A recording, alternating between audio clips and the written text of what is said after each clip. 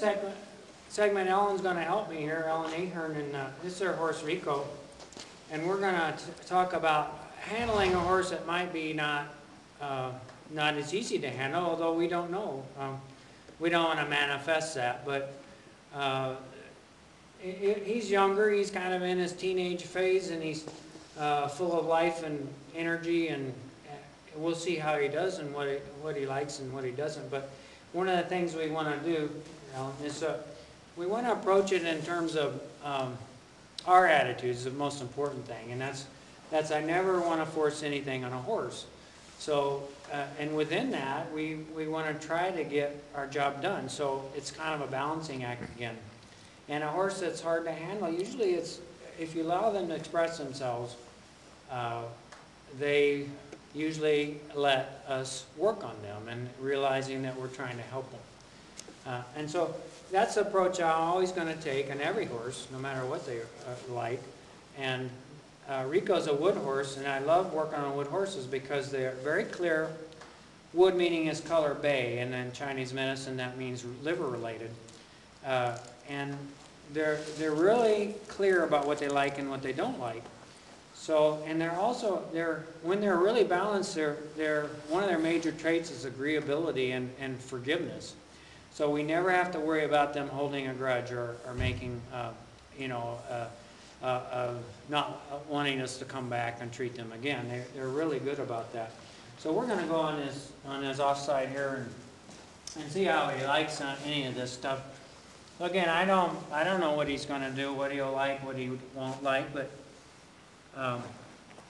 so we'll just start out with one of the pole releases. It's a major emotional release, I think, for horses, but it's just a mild, actually, squeeze up top here, and we'll see how Rico likes it. Usually they have some energy that's up here, and he's starting to feel it now. And looking over, yeah, right there, and so that that can range anywhere from that, and it can be like holding on to fish on a line. It can be really a major, powerful thing they do, and sometimes they'll try to bop you with their head, but not very many of them will do that. So that's a good boy. So along the way, we're getting this nice natural hormone release, and he's maybe understanding that this is going to help him. So then we'll do a TMJ. That's a good boy. So right away he's releasing and he's feeling it. He's got that calm eye. So one of the things we can do also is determine where a horse is at with you is just kind of go down his body and feel it. And he's got some things we can help him with there, but he's also feeling kind of that hurts so good or feels so good thing about it. So we can just see where he's at when I go back here on his hip and some horses get really private right here, and they're sore right there, so they'll kind of lift their leg at me. So we just see where he's at, so we know if he's going to be upset about anything I do. Again, so much of it is our energy. It's not so much. If we have an energy that we feel good about this whole thing, they know that we're here for that reason. And so we go right back in this hamstring, which is usually sore on a horse that's a dressage horse, which Rico is, and because they do a lot of lateral movement, and so I'm trying to get him to react there. He lifted his leg, but again, he's just telling me that's sore in that case. Sometimes they'll sweep it out a little bit, and I just kind of watch for it. Points that horses get upset about, I'm just going to all those places, make sure he's okay with me. And again, he's being just a perfect gentleman. So we never know what we're going to get. But the worst, horses aren't, they have an ability to really hurt us quickly. And they're extremely explosive.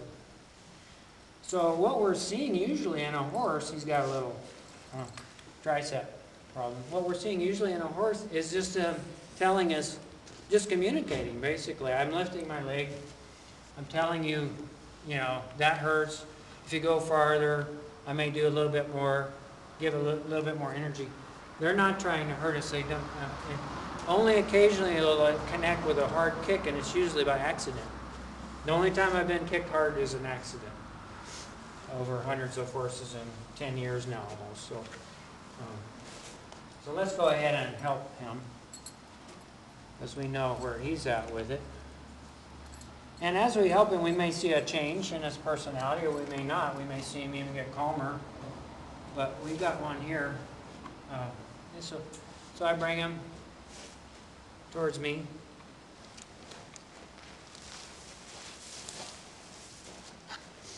And we let him tell me what he thinks about it.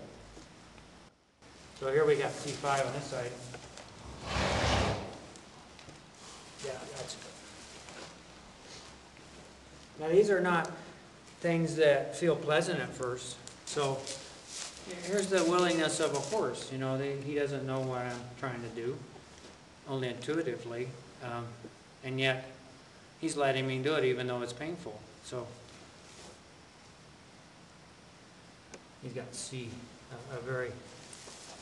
So here we have, okay, now we're showing a little bit more what we feel about this place, because it's very sore in there. And that's C6. So now, so we just work with it. We don't get reactive about it. You know, he's not trying to hurt me. He's just letting me know that's really sore in there.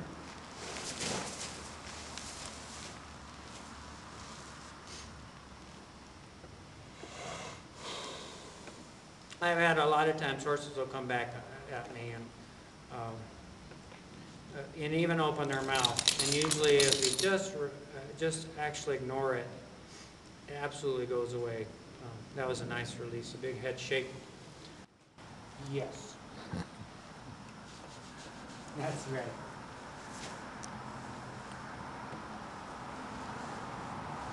So now horses pick up our energy. They're one of my clients called them an absorber of energy.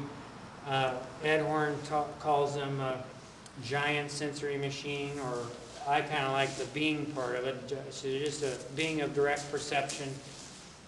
But if your energy is absorbed by them, if you have erratic energy, or you're off yourself in your energy, you're not having a great day, or you're